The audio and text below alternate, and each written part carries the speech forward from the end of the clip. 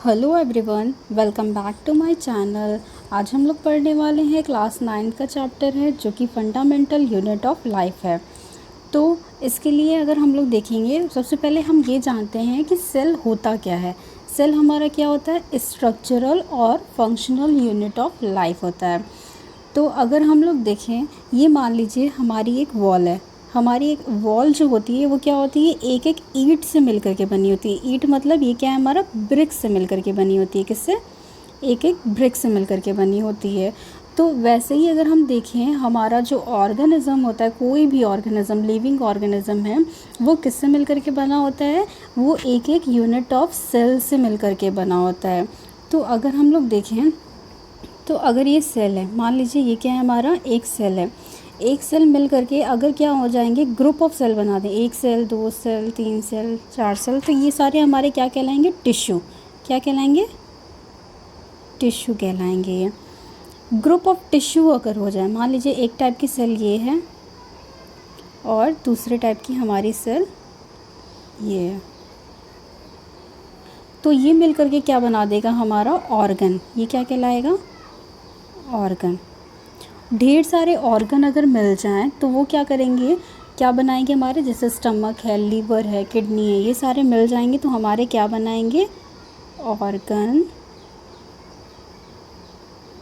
System.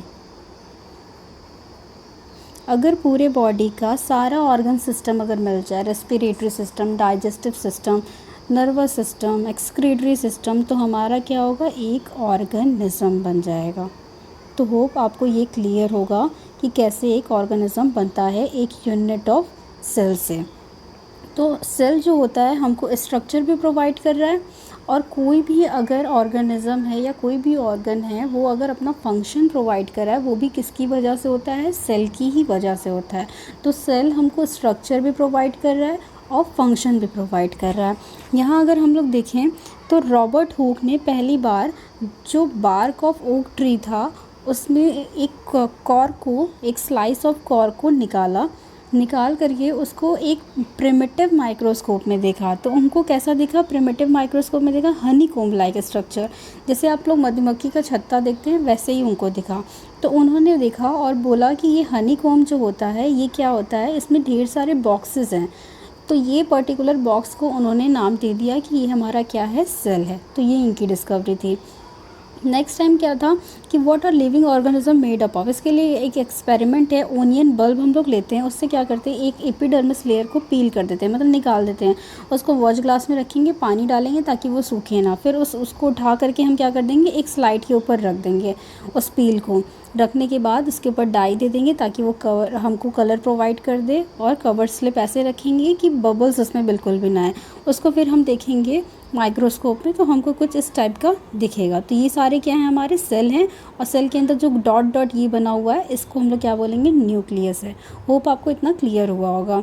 Next हम लोग move करते हैं कि onion bulb of different size have similar small structure. तो ओनियन बल्ब में हम लोग क्या देख रहे हैं? सिमिलर टाइप के स्ट्रक्चर हमको दिख रहे हैं। सब एक जैसे स्ट्रक्चर है कि नहीं? यहाँ देखिए आप लोग, यहाँ पे क्या सब एक जैसे स्ट्रक्चर है, similar like.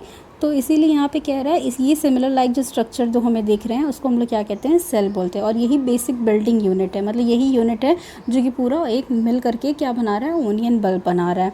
Not only onion but all organism क्या होते हैं? वो हमारे सेल से मिल करके बने होते हैं। अब हम कुछ डिस्कवरी अगर हम लोग देखें, तो सबसे पहले रॉबर्ट हुक आए थे 1665 में, जिन्होंने कॉक सेल में क्या देखा था? प्रिमिटिव माइक्रोस्कोप में सेल को देखा था। फिर कौन है? एंटोन वेन लीeuwenhoek है, इन्होंने फ्री लिविंग सेल देखा था पॉन्ड वाटर में। रॉबर्ट ब्राउन है, इन्होंने क्या किया था? न्यूक्लियस को डिस्कवर किया था। फिर परकिंजे फाइबर आए थे, इन्होंने टर्म दिया हुआ था प्रोटोप्लाज्म, मतलब क्वाइन किया था, सिर्फ नाम दिया था कि मान लीजिए ये हमारा सेल है, और इसके अंदर जो फ्लूइड लाइक स्ट्रक्चर जो प्रेजेंट होते हैं, उसको हम लोग क्या कहते हैं? प्रोटोप्लाज्म कहते हैं। तो उन्होंने इस फ्लूइड लाइक स्ट्रक्चर का नाम प्रोटोप्लाज्म दिया था। अगर हम लोग सेल की थ्योरी देखें तो ये हमारे कुछ साइंटिस्ट ने मिलकर के दी थी। सबसे पहले कौन साइंटिस्ट आए थे? स्क्लाइडेन और स्क्वान, ये दोनों आए थे। इन्होंने बताया कि सारे प्लांट और एनिमल जो होते हैं वो सेल से मिलकर के बने होते हैं। तो सेल क्या होता है? हमारा बेसिक यूनिट ऑफ लाइफ होती है। फिर विर्को साइंटिस्ट एक आए थे, उन्होंने बताया कोई भी सेल जो होता है वो प्री एग्जिस्टिंग सेल से मिलकर के बना होता है। मतलब कोई ऑलरेडी एक सेल वहाँ पे प्रेजेंट होगा और ये प्री एग्जिस्टिंग सेल ही क्या होगा हमारा, इससे कोई नए सेल अराइज हुए होंगे, मतलब इससे कोई नया सेल बना होगा, मतलब पहले से कोई सेल ऑलरेडी प्रेजेंट होगा जिससे नया सेल हमारा बना होगा। तो आपको ये सारे क्लियर हो गए होंगे। अगर हम लोग देखें, अगर कोई एक ऑर्गेनिज्म है वो सिंगल सेल, एक ही सेल से मिलकर के बना है और पूरा ऑर्गेनिज्म बन गया, उसको हम लोग क्या कहेंगे? यूनिसेलुलर ऑर्गेनिज्म बोलेंगे। अमीबा, पैरामीशियम, ये सारे एग्जाम्पल हो जाएंगे। लेकिन अगर कोई ऐसा ऑर्गेनिज्म है जो एक से ज़्यादा सेल से मिलकर के बना है, ग्रुप ऑफ सेल से मिलकर के बना है, उसको हम लोग क्या कहेंगे? मल्टी सेलुलर ऑर्गेनिज्म बोलेंगे, जिसमें क्या होता है? मैनी सेल होते हैं। अब देखिए, every multicellular organism have come from single cell, मतलब कि देखिए, तो आप बताइए सारे मल्टी सेलुलर ऑर्गेनिज्म जो है वो सिंगल सेल से आए हुए हैं? आप इसको ज़रूर बताइएगा इसका क्या आंसर है। फिर इसके बाद हम लोग इसको नेक्स्ट क्लास में डिस्कस करने वाले हैं, इसका आंसर क्या होगा। अगर हम लोग देखें different type of cell in organism, मतलब अलग अलग तरीके के सेल होते हैं, सबका शेप अलग होता है, सबकी साइज़ अलग होती है। देखिए, स्मूथ सेल का इलिप्टिकल टाइप का है, ब्लड देखिए बाइकनकेव होता है, नर्व का देखिए आप लोग कैसा शेप है? नॉब लाइक है। ओवम क्या है? सर्कुलर है। स्पर्म क्या है? ये भी हमारा क्या है? डिफरेंट टाइप का सेल है। तो सबके शेप देख रहे हैं आप लोग, अलग अलग है शेप, और साइज़ भी क्या होता है? चेंज होता है। जैसे माइकोप्लाज्मा देखिए सबसे स्मॉलेस्ट होता है, सबसे लॉन्गेस्ट हमारा ये नर्व सेल होता है, और सबसे लार्जेस्ट सेल कौन होता है? ऑस्ट्रिच का एग होता है। तो साइज़ भी हमारी वेरी करती है। अमीबा, अब कुछ ऐसे सेल होते हैं जो अपनी साइज़ को चेंज करते रहते हैं। जैसे अमीबा, अगर आप देखेंगे ये अमीबा है हमारी, ये हमेशा क्या होता है? अपनी साइज़ ऐसे चेंज कर लेगा, तो ये चेंज करता रहता है अपनी साइज़। लेकिन नर्व सेल देखें, ये बहुत ज़्यादा रिजिड होता है, इसका शेप क्या होता है? फिक्स होता है। नेक्स्ट अगर हम लोग मूव करें, each living cell perform specific, मतलब हर सेल जो होता है अपना फंक्शन प्रोवाइड कर रहा है। ये किसकी वजह से हो रहा है? This is because of division of labour. ये डिवीजन ऑफ लेबर की वजह से हो रहा है कि हर लिविंग सेल जो हो रहा है अपना पर्टिकुलर फंक्शन कर रहा है, और different part of body perform कर रहा है डिफरेंट फंक्शन। इसका भी रीज़न क्या है? Division of labour. ये क्या होता है? हमारा मल्टी सेलुलर ऑर्गेनिज्म में देखने को मिलता है। हार्ट अगर देखें, हार्ट जो हो रहा है पंप कर रहा है ब्लड, ये भी किसकी वजह से है? सेल की वजह से। स्टमक है, डाइजेस्ट कर रहा है फूड, ये भी उसके सेल की वजह से है। तो ईच सेल जो होता है, अगर हम लोग देखें, हर सेल जो होता है उसमें स्पेसिफिक कंपोनेंट होते हैं जिसको हम लोग क्या कहते हैं? Cell organelle. मतलब मान लीजिए अगर ये हमारा पूरा घर है, ये हमारा घर है, तो घर में अलग अलग चीज़ें, एक बाउंड्री होगी, घर की बाउंड्री होगी ना, उस बाउंड्री को हम लोग क्या कह देंगे? प्लाज्मा मेम्ब्रेन कह देंगे। क्या कह देंगे? ये हमारा क्या हो जाएगा? ये डार्क मान लीजिए, ये क्या है? हमारी सिंगल लेयर है, आउटर प्लाज्मा मेम्ब्रेन हो जाएगा। अब प्लाज्मा मेम्ब्रेन में एक वॉशरूम होगा, एक लिविंग रूम होगा, किचन होगा, तो ये सारी चीज़ें देखें, फिर डाइनिंग रूम होगा, सारी चीज़ें हैं ना, तो पर्टिकुलर ये सारी चीज़ें हमारी क्या हो जाएंगी? एक एक कंपोनेंट हो जाएंगी। तो इस पूरे घर का ये क्या है? एक कंपोनेंट हो गया। तो ये पर्टिकुलर एक एक जो कंपोनेंट हो जाएंगे इस घर के, उसको आप कैसे कंसिडर करोगे? इसको कंसिडर करिए कि ये कैसे हैं? हमारे सेल ऑर्गेनल किस तरह हैं।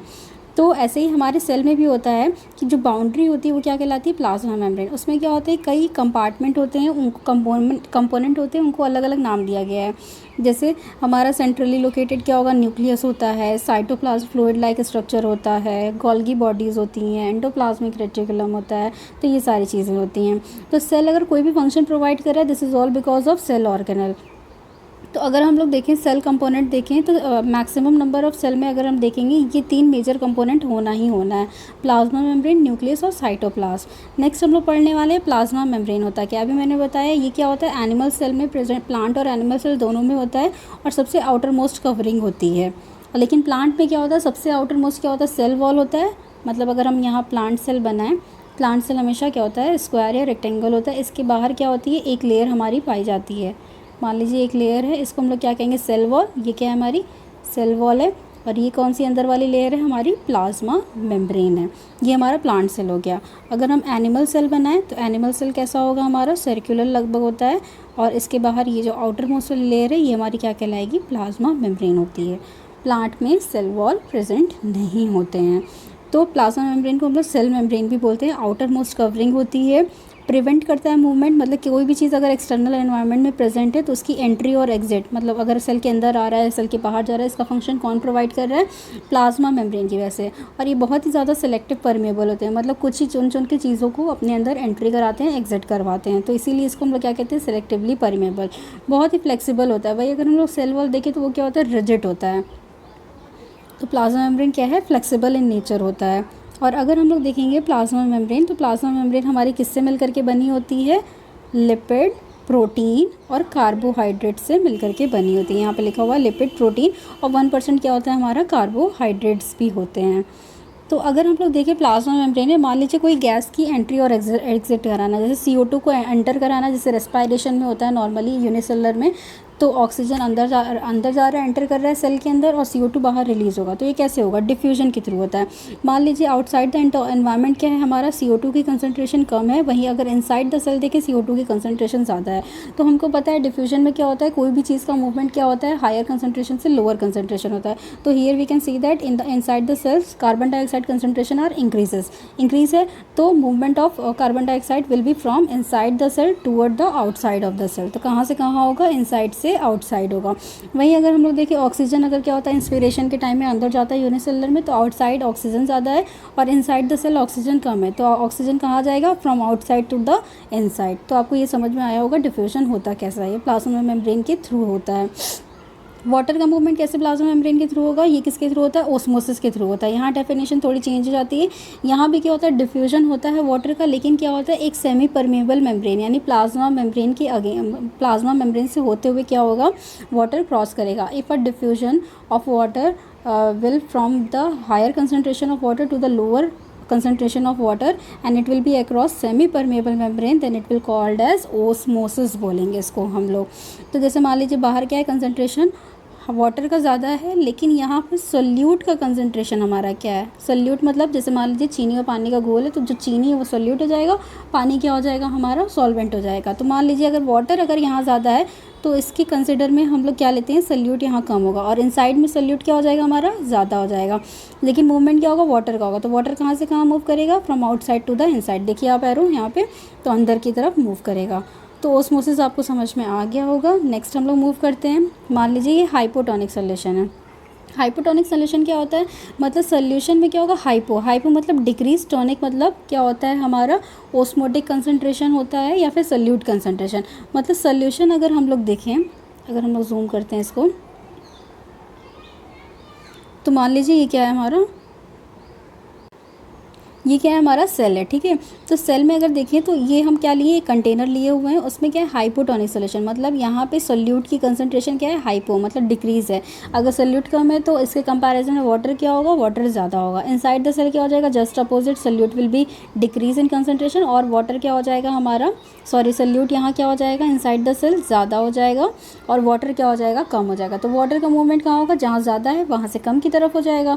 तो वाटर बाहर से अंदर जाएगा। अब मान लीजिए अंदर से बाहर ऐसे ऐसे ऐसे वाटर चारों तरफ से जा रहा है, तो वाटर एंट्री करेगा तो वो क्या हो जाएगा? स्वेलिंग कर जाएगा। जैसे किशमिश आप रखिए, किशमिश अगर पानी में रखेंगे, रात भर सुखाएंगे, तो क्या होगा? पानी में सुबह देखेंगे वो स्वेल कर जाता है, होता है कि नहीं? तो वो स्वेल कर जाता है, तो इसको हम लोग क्या कहते हैं? हाइपोटोनिक बोलते हैं। नेक्स्ट अगर हम लोग देखें आइसोटोनिक सोल्यूशन, यहाँ क्या होता है?